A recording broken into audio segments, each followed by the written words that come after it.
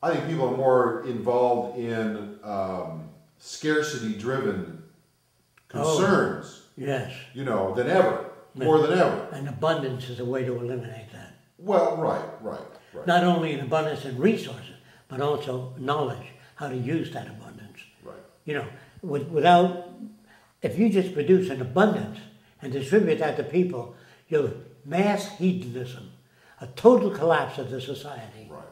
You must educate people to live with that. In other words, you have to tell people, even during instruction of learning to fly an airplane, what you can't do, what your landing speed has to be. If you don't have a certain speed, you will not rise off the ground. If you don't maintain the speed of landing, your craft will fall to the ground. Right. So these are laws, physical laws, and we must become aware of the physical laws that affect human behavior, our values, our lifestyle. Rates going up like that, and the amount of people needed to turn out a given amount of products. Right. And it's always less people and higher products. Do you follow me? Yeah. So he said, when production hits this and the amount of people required hits that, when they cross, that's the end of the system. Has nothing to do with good men, bad men, politics, corruption, fascism, free enterprise. All of these discussions about communism, socialism, free enterprise, fascism become irrelevant in a society of an abundance, where people have access to things. All those things fade out. Labor unions, you just don't need that anymore. It just does not exist.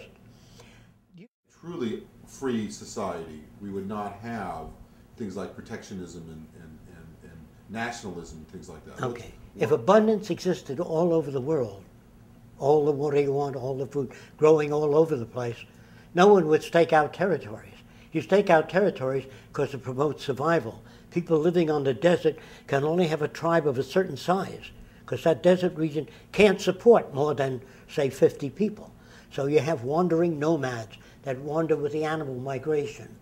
So if there's scarcity and new people come into that area, they say, you're moving in on my territory.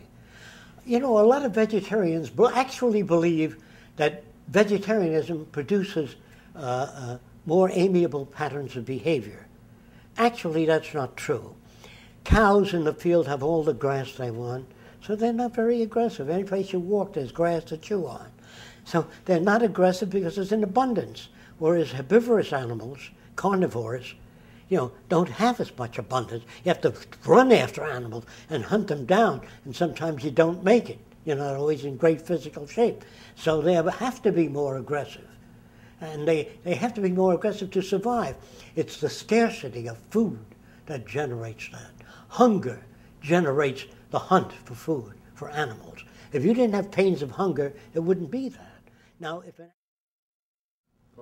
years ago, primitive societies used soldiers to keep people in line, or police.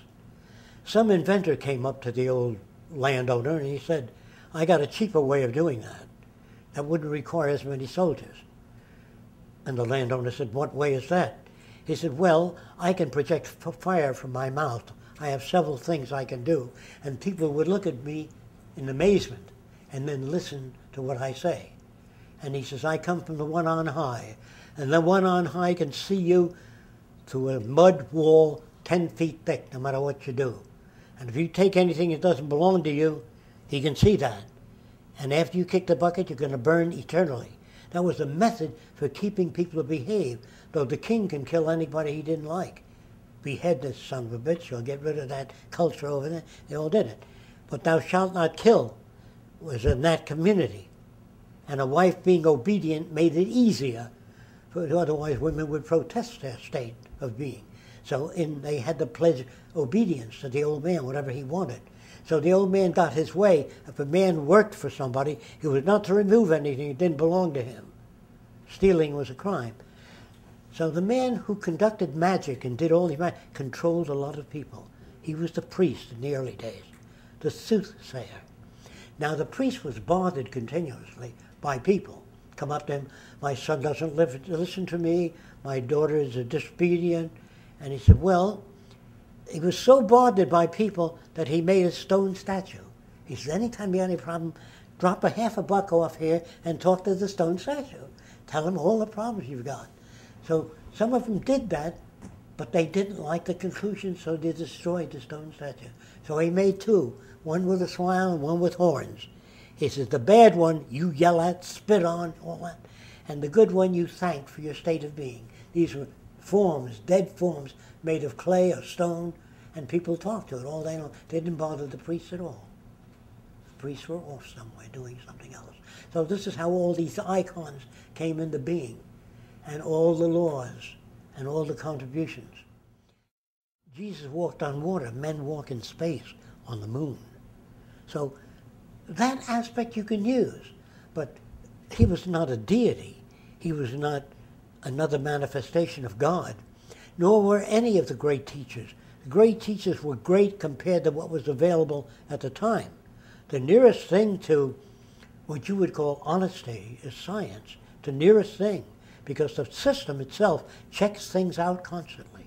You come up with an idea, they put it to test, and more so than any other system. Yes, technology makes mistakes, buildings collapse, bridges fall, but compared to any other system, it's by far the most outstanding system, and the only system that we know of that transports people around, electrical power, give us refrigerators to keep food in storage. In other words, science and technology has given us and freed more people from hard toil and labor than any philosopher and do-gooder. Unfortunately, when people see Mother Teresa going around helping people, they can't grasp some agronomist working alone, increasing the agricultural yield by 5 times, who's fed people who could never have been fed, they would have starved to death. They can't grasp that. They have to see, if you show normal people movies of thousands of children with swollen bellies, suffering, they will get a lump in their throat. But if you want to raise money, one child, crippled with crutches, moving toward the camera. And when she gets near the camera, have her look up and have a tear on her. You can raise more money than showing 8 million people. They are pinheads. They are conditioned to utter simplicity. This is not condemning the human race. I'm condemning the value system, the indoctrinations that are given by the institutions of higher learning. They are not institutions of higher learning. They are detrimental in developing human beings who are what you would call conscious and aware of their surroundings and other people.